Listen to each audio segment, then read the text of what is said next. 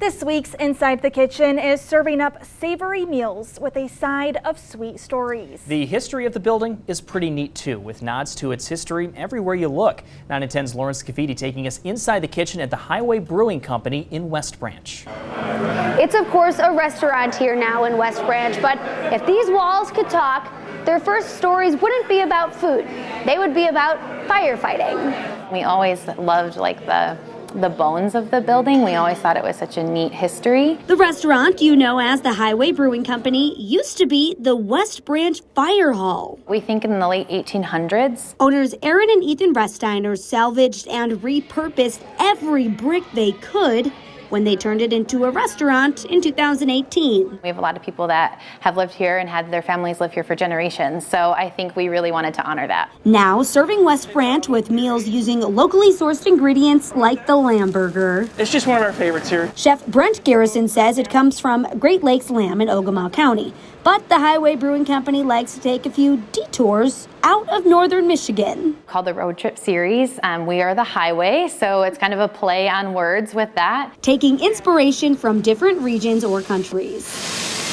We do our take on their food. Next stop, Hawaii. The nachos, and that has like lomi lomi salmon, which is a pretty traditional way to cure the salmon in Hawaii. I hope it's just a really honorable nod to Hawaii. And they are so delicious, and people can get them this weekend, right? This weekend, Friday and Saturday. Pairing perfectly with one of their roughly 10 beers on tap.